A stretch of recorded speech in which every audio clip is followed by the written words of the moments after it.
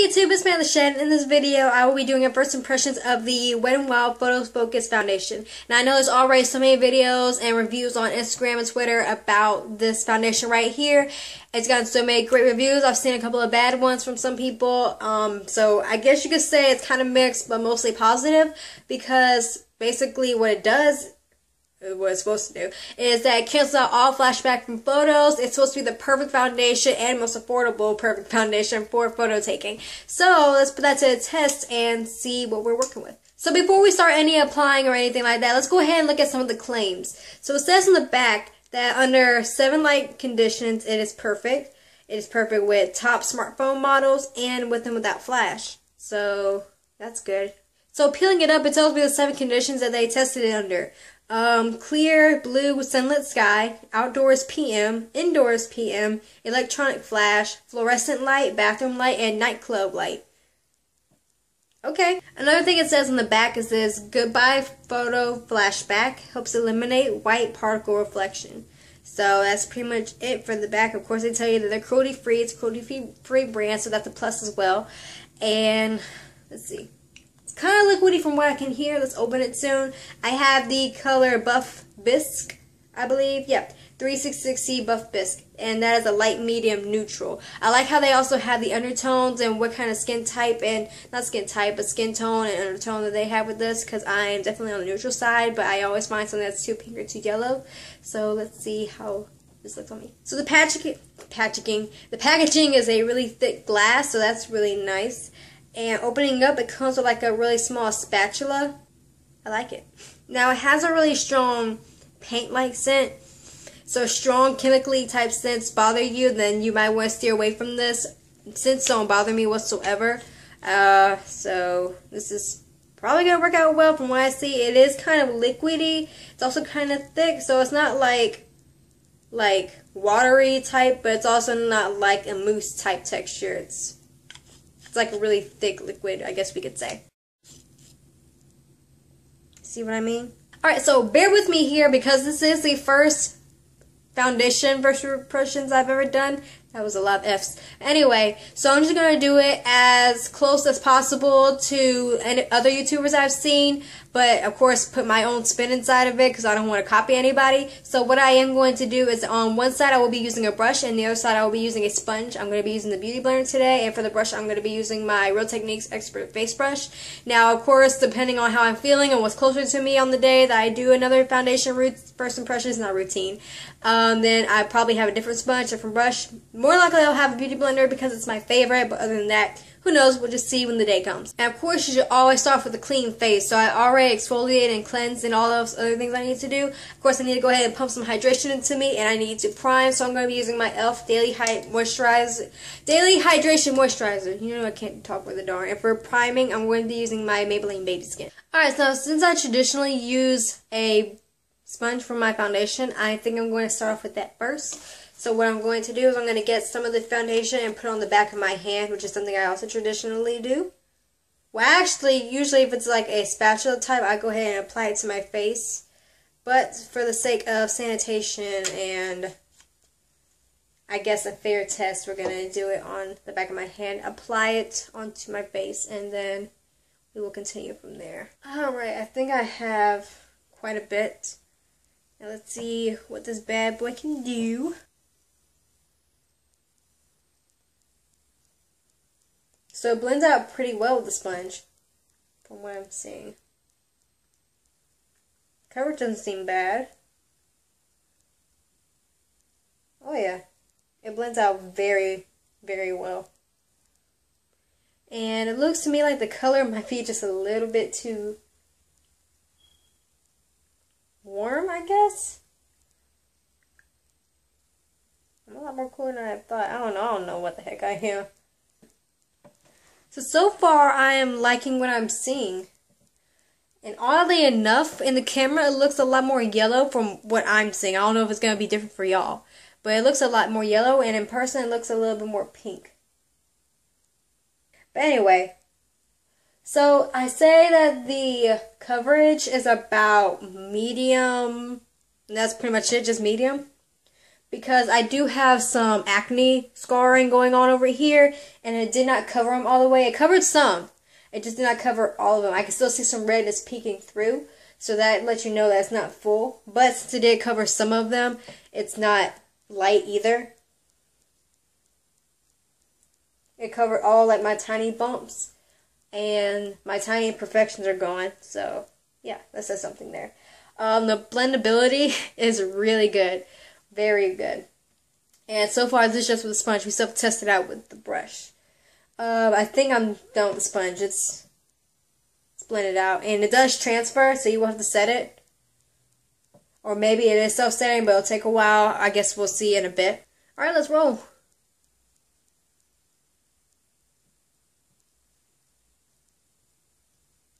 So it blends very well with the brush as well. So that's good to know. I think I might put too much on the side. Yeah, so far so good. Blending is good. The coverage looks about the same. It's a little bit more streaky, so I might have to blend just a little bit more. Then again, that could just be the brush's fault. Who knows? Yeah, I could definitely tell the camera I have a little too much on this side. So let's see. Now you can definitely tell the difference. I'm not seeing a white cast in the video, so that's good so far. So this is the side with the brush, and I'm definitely quite certain that I have put too much on the side. Possibly there might be a difference because sponges are known to soak up product, and brushes are not. So that might have something to do with it. For all I know, let's see. I'm actually going to go over this side with the sponge now and see if it soaks up anything that is left on here. Yep, I can already see it. So if you're going to use a brush, use very, very, very little product, because I'm pretty sure, because of how good it blends out, that it'll go everywhere that you need it to be, or maybe just half your face, but still. Coverage is very, very good on the side, and I still see only a little bit of acne, but not as much as I saw on this side. Probably because I have a little bit more going on, but I still have like redness and stuff going on this side. I'm just realizing I did not do this eye. That's better. Okay, well, somewhat better. I like how it covered up my veins on my eyes. That's really neat. Happy about that.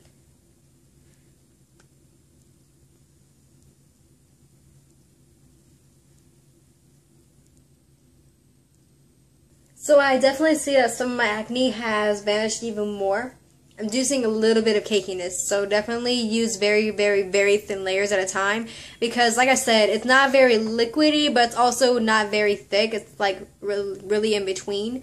So just because there is some thickness in that foundation, you really want to use light layers, or else you're going to get caked very quickly. I've learned the hard way with the brush side.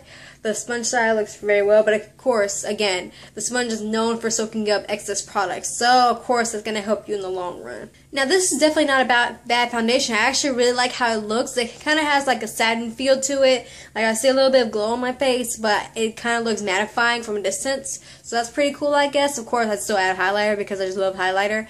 Now I am going to do the whole flash test and see exactly if these claims, well, at least one of the claims are true, and if it's false, then we'll just see in a moment.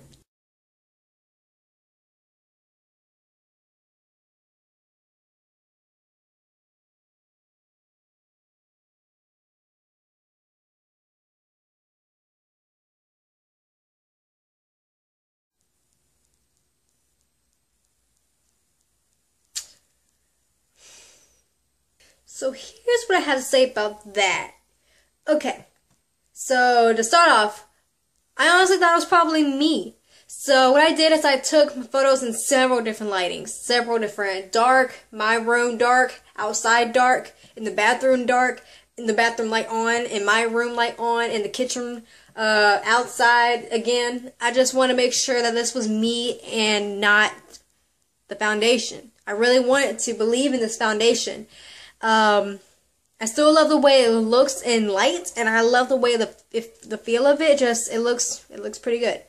But with the flash, they just why? Okay, so like I said, I'm pretty sure that I got like a foundation at least one shade lighter than what I am. So I figured maybe that's it. But I went to go see my sister. I asked her, okay, does my face look paler than my neck? She was like, it looks pale, but not by much. Not by what she saw in the photo. So I'm just like, okay.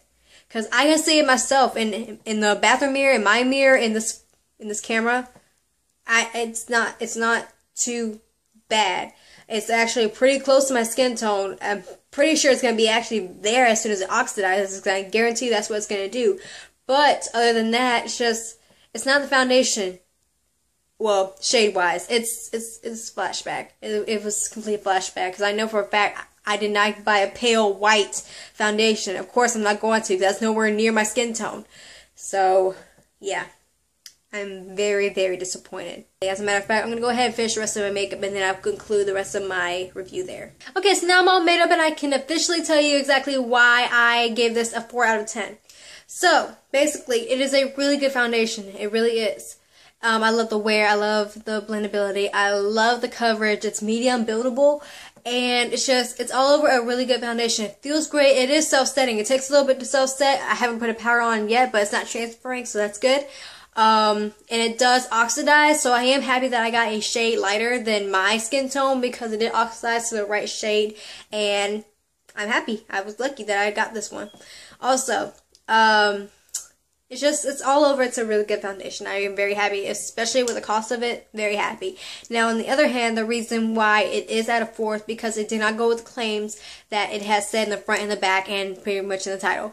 It said that it's not supposed to give you a white cast, and when it definitely did not show the results that I wanted in my photos. I had nothing but a giant white cast on my face, and that brought it down so much. I was so disappointed about that. But other than that, I'm happy with the foundation. It's beautiful. I just wish that it went along with the claims.